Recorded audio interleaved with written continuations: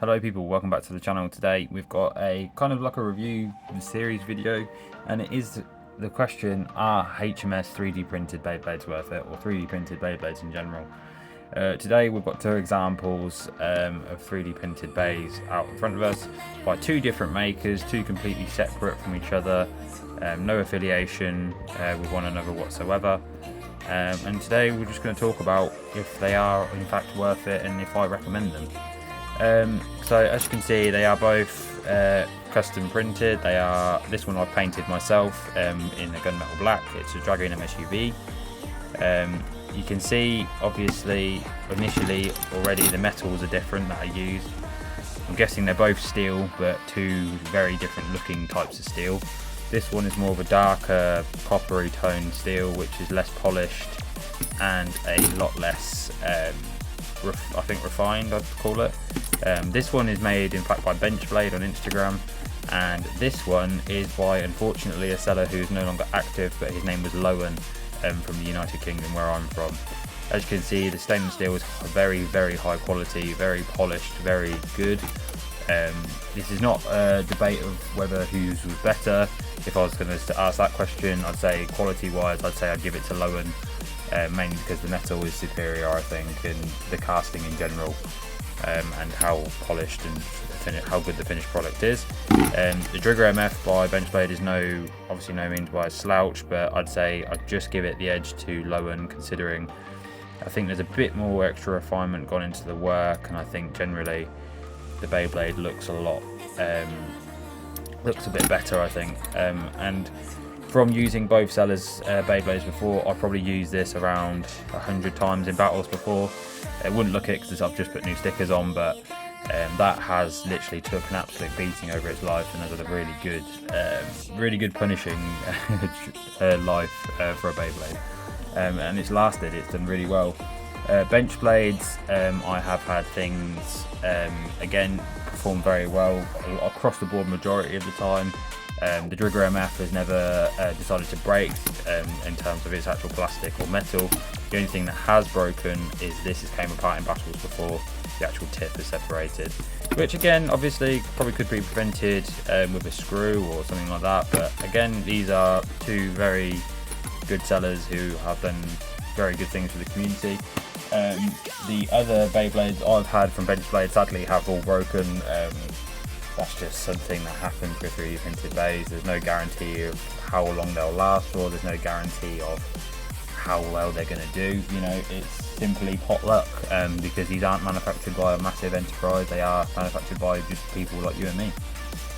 Both very cool, both very good sellers, and both very good people. It's a shame Lowen isn't active anymore, because I'd love to see how he could have rivaled Benchblade's creations as well, because Lowen, with his, I think he had quite a good workshop at his disposal with these really highly finished stainless steel weight discs and everything else. Seems like he had access to a very good workshop. But long story short, do I think these are worth it? If you are a person that doesn't want to damage your mint condition HMS Beyblades 100%, do I think they are worth the price they are? That is completely up to the consumer. I would say yes and no.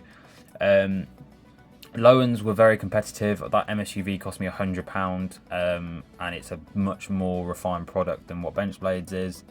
This is not shitting on anyone's parade. This is not, this is not me slandering anything. This is me just being an honest reviewer and me giving my opinion on both. I'd say they are worth it, provided you are supporting the idea of what they are.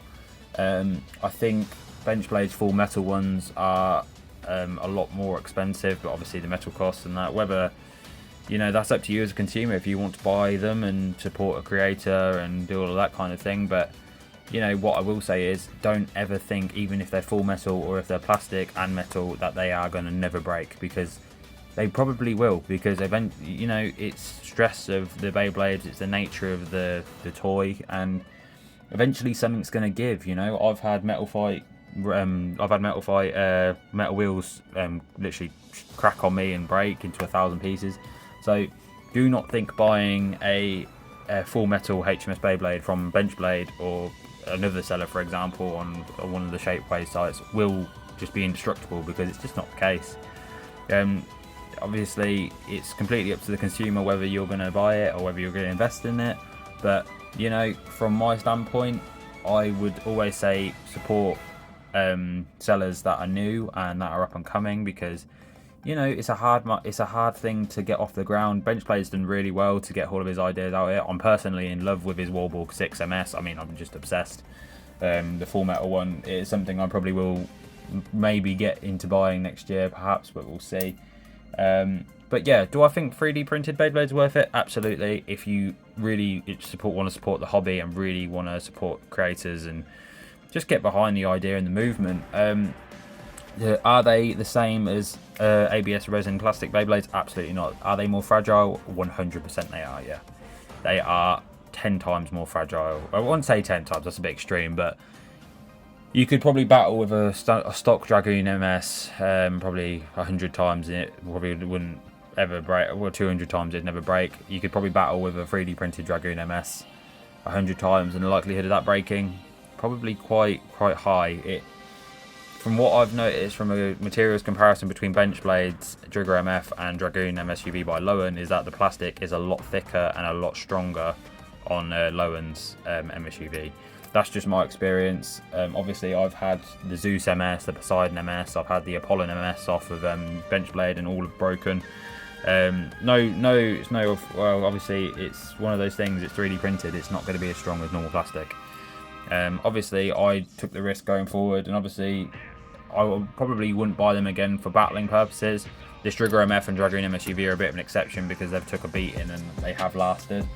But yeah, so do I think 3D printed Beyblade's worth it? That really is down to you. I mean, it's not really a definitive answer, but you know, if I was a collector and I was doing it from a collecting standpoint, would I invest in 3D printed Beyblades? No way. Would I invest in genuine Karatomi Beyblades that are going to increase in value and protect your investment? Absolutely. If you're getting these Beyblades for battles, would I recommend it? That really depends on how deep your pocket is, really. How much money you've got and how much you don't care if they break. Because if you do care about them breaking, then, well, I wouldn't say this is for you, because the likelihood of them breaking at some stage is going to happen. I'm not going to lie to you, it will happen. Like I said, Lowen's has took an absolute beating. You can see where there's plastic chipped, but it's done really well. You know, I've put it up against Metal Fight, I've put it up against everything. I gave it a nice little paint job to freshen it up again.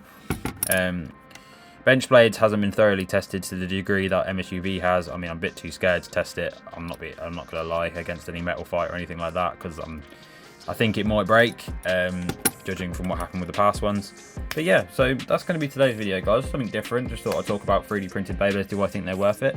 Really depends on the consumer. If you're getting them for display purposes, then perhaps. If you like some of the really cool alternate ideas like Galleon MS and all those kind of Beyblades that were never really released, I think for unofficially released Beyblades, they're definitely worth getting because they're really cool and they're just nice to look at. For battling purposes, that's down to you whether if you're going to have a cry or not if they break. And obviously, with these kind of things, I'd always expect it. Just make sure when you're purchasing it, it's not going to be indestructible, even though it's full metal. And that's going to end the video, guys. I'll do some nice little slow-mos to round the video off of these two spinning. But yeah, I hope you enjoyed today's video, guys. Stay tuned on the channel. Maybe next battle will be HMS battle, or maybe another, I don't know, we'll do like a deep review of a Beyblade and just go over something. But yeah, I'll catch you guys in the next one. Peace.